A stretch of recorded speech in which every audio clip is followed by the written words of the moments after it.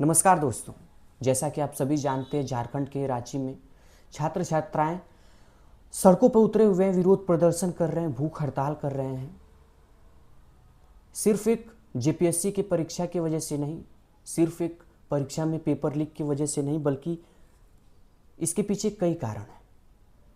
चाहे वो विश्वविद्यालयों में कोर्सेस में देरी हो, चाहे वो 3 साल का कोर्स 5 साल में कंप्लीट हो रहा हो, चाहे वो विद्यार्थियों को, चाहे वो अभ्यर्थियों को विश्वविद्यालयों से अपनी डिग्री पाने में अस्वाभाविक देरी हो रही हो, चाहे वो टेट का इंतज़ार करना हो, चाहे वो दरोगा की भर्ती का इंतज़ार करना हो, चाहे वो शिक्षक की भर्ती का इंतज़ार करना हो।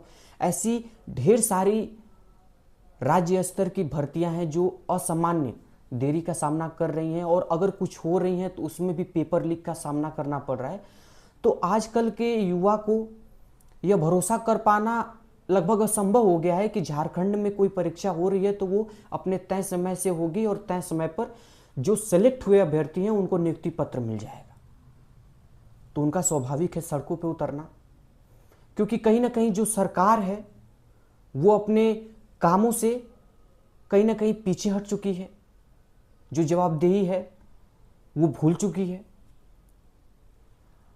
जेपीएससी के परीक्षा में हुई गड़बड़ियों के उपलक्ष्य में सरकार ने सीआईडी की जांच बैठाई है, और सरकार का कहना है कि जो भी नतीजे आएंगे इस जांच से उन पर हम जरूर कार्रवाई करेंगे। जो भी जरूरी होगा उस पर हम जरूर कार्रवाई करेंगे। हम दिल्ली वाली सरकार नहीं, हम बीजेपी की सरकार नहीं है, हम लोकतांत्रिक प्रक्रियाओं में भरोसा रखने वाले लोग हैं। तो बतौर अभ्यर्थी, बतौर छात्र हम इंतजार ही कर सकते हैं, क्योंकि हमारे पिताश्री ना तो मंत्री है, ना तो विधायक है, ना तो सांसद है। हमें एक ही भरोसा है कि सिस्टम सुधरेगा, परीक्षाएं तय समय पे होंगी और हमें नौकरी मिलेगी। आने वाले कुछ समय में ही, कुछ दिनों में ही हम 80वां स्वतंत्र दिवस मनाने वाले हैं, और बतौर भारतीय नागरिक होने के नाते, बतौर भारतीय युवा होने के नाते मुझे इस बात का बहुत दुख है कि आज भी हमें बुनियादी सुविधाओं के लिए सड़क पर उतरना पड़ रहा है। चाहे वो जंतर मंतर हो, चाहे प्रयागराज हो, चाहे झारखंड का रांची हो, चाहे इस देश का कोई भी कोना हो।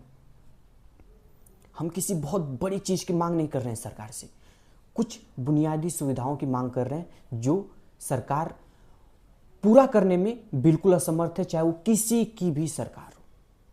इसके बारे में आपका क्या कहना है मुझे कमेंट करके जरूर बताइए। धन्यवाद। जय हिंद।